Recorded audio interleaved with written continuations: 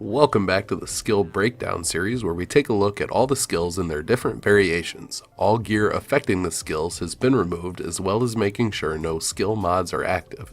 This way you see only what the base skill has to offer without worrying about your skill power. In this episode, we'll be diving into Seeker Mine, which has 3 non-specialist variations: Explosive, Airburst, and Cluster. As I talk, I will have gameplay examples running on screen and labeled so you know which variation is showing.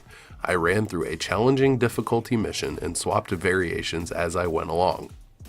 Just a heads up, I have a bit of a cold, so my voice may sound a little more nasally than usual. I apologize for that, but let's go ahead and get into it.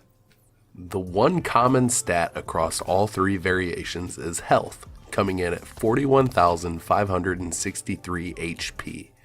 The Explosive Seeker Mine has the shortest cooldown at 60 seconds, the highest damage at 176,864, and is the only Seeker Mine with a listed explosion radius, which is 6 meters.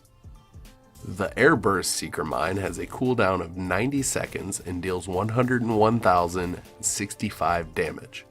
The Cluster Seeker Mine has the same cooldown of 90 seconds and deals 94,749 damage.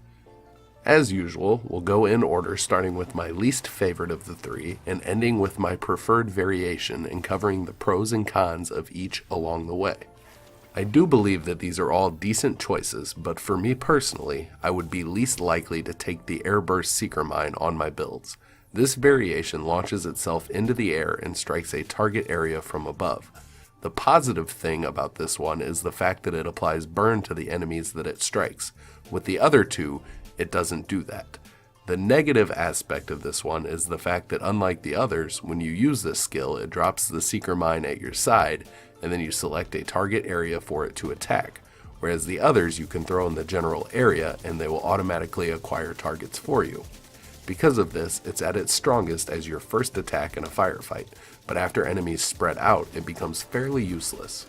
As with a few skills I have gone over, the next 2 are very close to each other, and depending on what you're looking to accomplish, they're both viable options. We'll start with the Explosive Seeker Mine. This variation has 2 positives, both the low cooldown and the high damage. The downside, however, is that with such a small blast radius, you usually only hit 1 enemy. If you're looking for something to throw out some single target damage, this is a decent choice. If you're looking for multi-target damage without reliance on getting enemies huddled up, this is where the Cluster Seeker Mine shines and why it tends to be one of my go-to skills. The plus side of this skill is that it will acquire targets, split into smaller mines, and deal damage to numerous enemies without need to target or aim. Just toss it into the middle of the battlefield and it'll handle the rest. I have a hard time picking a negative aspect for this skill because I do like it so much, so I'll go with the bugged out mod as my negative. If you don't know what I'm talking about, there are skill mods that add extra mines to the Seeker, which would be an absolute game changer and in my opinion probably make this skill overpowered. The only problem is that it is and has been broken since launch. If you've been running this mod and felt that it didn't change anything, that's because you're correct, and you'd be better off running any of the other mods until they patch this. My closing thoughts on the Seeker Mine is that it is definitely one of the better skills in the game. If you haven't tried it yet, do give it a shot. Thanks for watching, and if you enjoyed the video, don't forget to like and subscribe and come back for more like it. Is there anything specific that you would like to see a video on in the future? Let me know in the comments down below, and I will catch you all next week.